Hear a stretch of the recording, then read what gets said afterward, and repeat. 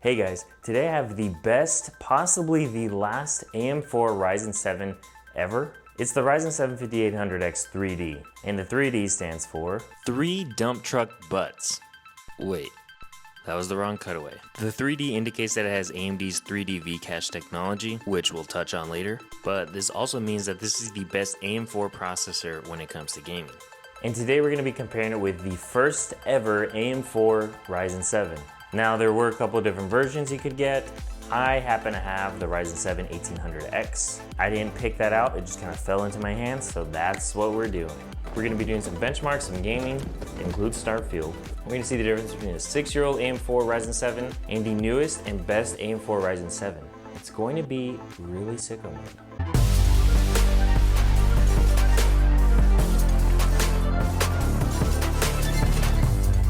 So before we get started, please like and subscribe. It really helps me out. If you have any questions, please leave them in the comments below.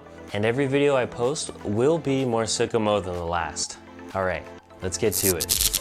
And I've been wanting to do this video for a while just because I think AM4 is one of the best socket types ever created. Came out in 2016. The Ryzen 7 1800X followed shortly after in 2017. To me, it's just crazy to think that 6 years ago, there was a processor still using the same socket type as a modern CPU. It's not super new, it came out last year, but still, it's the newest that AM4 has to offer.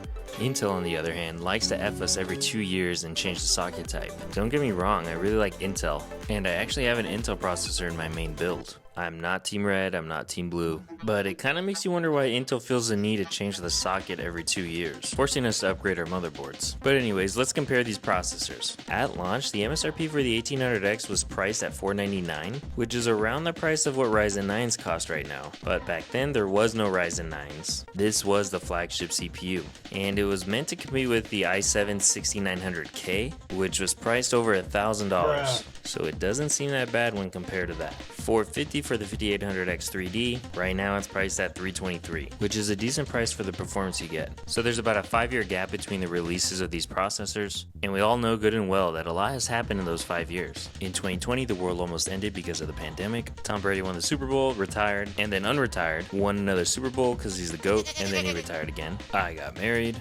Oh crap, sorry, back to the point. In 5 years, the core and thread count hasn't changed. The 5800X 3D does operate at a faster frequency, but the biggest differences are when you look at the L3 cache, about 6 times the amount on the 5800X 3D, PCIe 4.0 versus 3.0, and transistor size. And does size actually matter? Yes, when it comes to transistor size it does. To put it simply, smaller transistors means that you can fit more transistors in a given area, which makes your computer faster. Now are you guys like, what the hell is a transistor? The transistor is the primary building block of all microchips, including your CPU, and the more you can fit on your CPU means your CPU has the potential to be faster.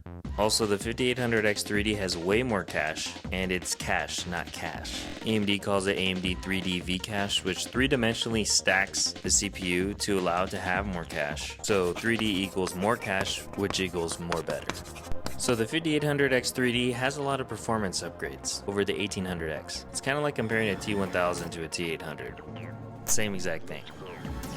To be honest, before AMD released AM4 and Ryzen, Intel kind of dominated the high-end gaming market as far as CPUs went, but this changed with the introduction of AM4 and the Ryzen series processors. And during the keynote for the release of Ryzen, the CEO of AMD, Lisa Su, gave us a very compelling presentation on why Ryzen processors were better than Intel. I'll even play a quick little clip.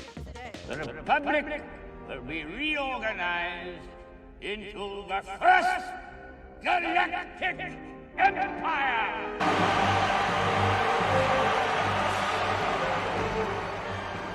Alright, enough of that jazz. Let's talk about the build I went with to test these CPUs. I went with the Gigabyte B550 Aorus Pro motherboard. Cooling the CPUs, I have a Kraken 120 liquid cooler, 32 gigs of 3600 MHz Corsair RAM, a 1TB WD Black NVMe. It's the SN850X, which means it's running at PCIe 4.0 speeds. Only the 5800X will be able to benefit from those speeds. The GPU I'm using is an RTX 3080. This GPU shouldn't bottleneck either of the CPUs. 850 watt power power supply, and it's all inside of the nzxt 210 case. So the first test I ran was the Cinebench test. So during the multi-core test, the 1800X easily beats out the i7-7700K, and obviously falls well short of the 5800X 3D. I threw in the i5-13600K for craps and giggles, and damn, that CPU is not playing. Intel took their multi-core performance very serious for their 13th gen. Moving on to single core, which is most important for gaming, that's where the 1800X falls well behind the other CPUs. It doesn't even reach a score of 1000, while the i7-7700K beats it out by almost 300 points. Once again, the 5800X 3D has a healthy advantage for single core speeds. Now let's move on from the boring stuff and let's move on to gaming. The first test I ran was Shadow of the Tomb Raider. Now I'm running this game in ultra settings at 1440p, and right off the bat there's a ginormous difference in FPS. Now I was hoping that the 1800X would do well because of its 8 cores and 16 threads, but it's definitely showing its age. 6 years ago this may have been a powerhouse, but in 2023, with games that benefit from higher CPU core counts, like Shadow of the Tomb Raider, the 1800X struggles to play at the highest settings at 1440p. On the other hand, the 5800X is performing amazing, some of the highest FPS I've ever seen when paired with the 3080.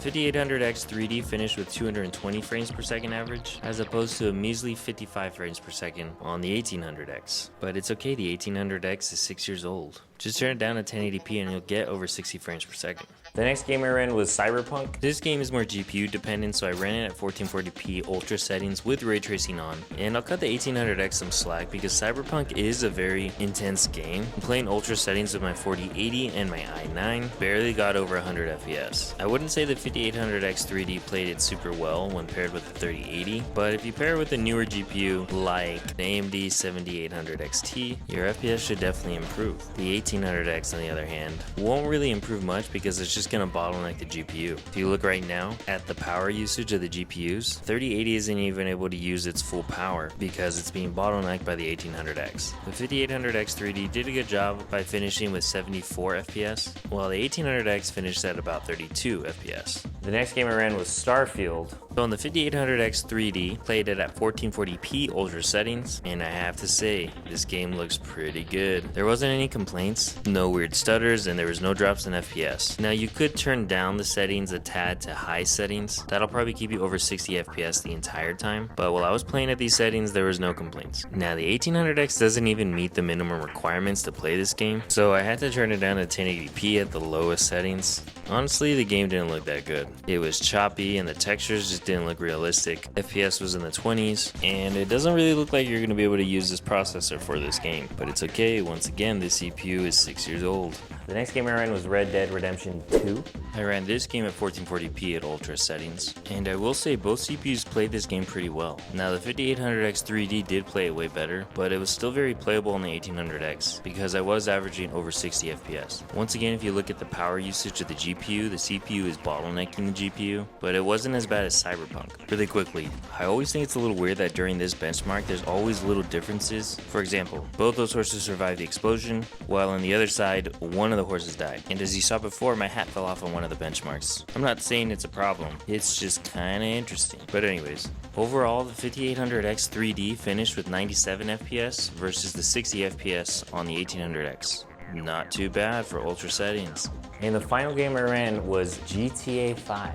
It's an older game, but it's one of my favorites. Once again, this game is played at 1440p ultra settings. Both look really good. If you have a 144Hz monitor or higher, the 5800X 3D is obviously going to give you smoother gameplay. But the 1800X is definitely putting up a fight. By averaging well over 60 FPS, it's staying in the 70s, sometimes hitting the 80s. I would say if you're still rocking the 1800X and GTA 5 is one of the games you still play a lot, you can probably hold off on upgrading. The game is very playable at ultra settings at 1440p, and with both CPUs it was just a very pleasant and relaxing experience at the beach.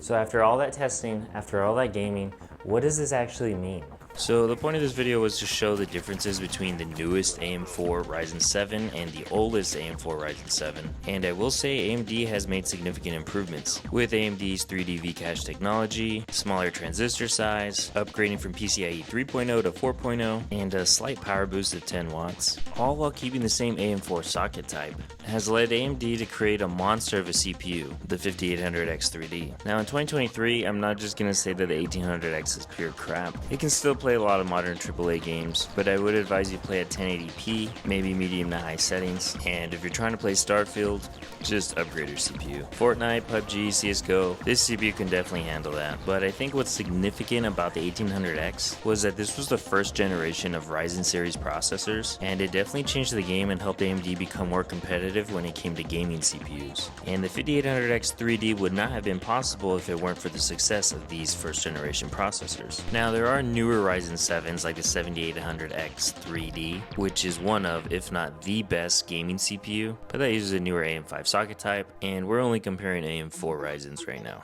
But there you have it. Those are some of the differences and what to expect when gaming when using the newest AM4 Ryzen 7 and the oldest AM4 Ryzen 7.